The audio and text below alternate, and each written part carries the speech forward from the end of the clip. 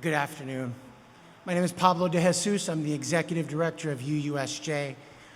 You heard early in the morning from Lavona Groh, former board chair of UUSJ, a little bit about what we do, but I would like to underscore that at UUSJ we strive to be part of the UU voice here in Washington, D.C. We try to anchor witness events of national import for UUs, and we try to add into the conversation around public policy at the federal level a UU voice, UU values, and insert into that conversation the things that we care about as UUs.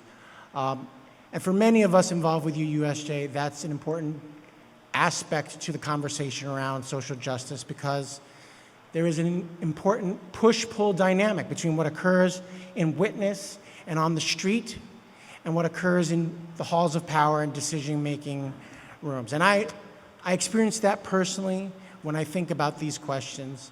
I got my start with climate justice issues around Vieques in Puerto Rico.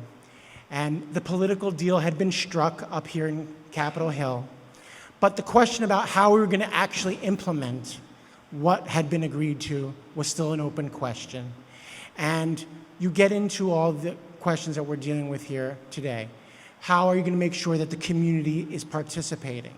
So when I think about how we show up, I think, are we asking the questions, how can I share my voice?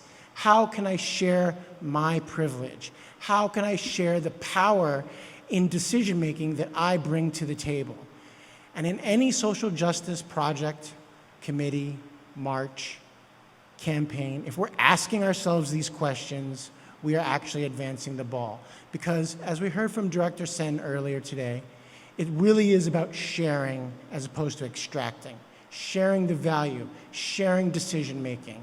So when we think about what happened in New Orleans and in Puerto Rico for Maria and in Houston, a big comment after this fact coming out of those circumstances were, I, as a person without resources, was not invited to talk about resilience, planning, and recuperation.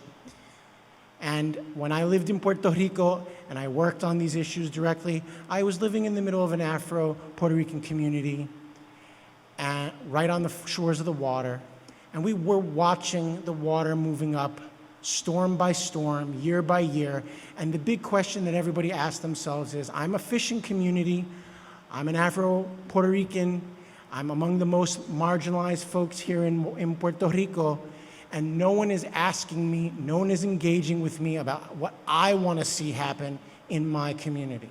So if we do nothing else as UUs, I beg you to ask in every meeting, for every campaign, how can I share my voice? How can I share my power? How can I share my privilege? And who else needs to be involved in the conversation so that we're actually doing a just transition, so they're actually planning in a just way, so that we're actually moving from an extractive economy into an economy of sharing and love in the complex way that we heard about this morning during the sermon. Thank you very much.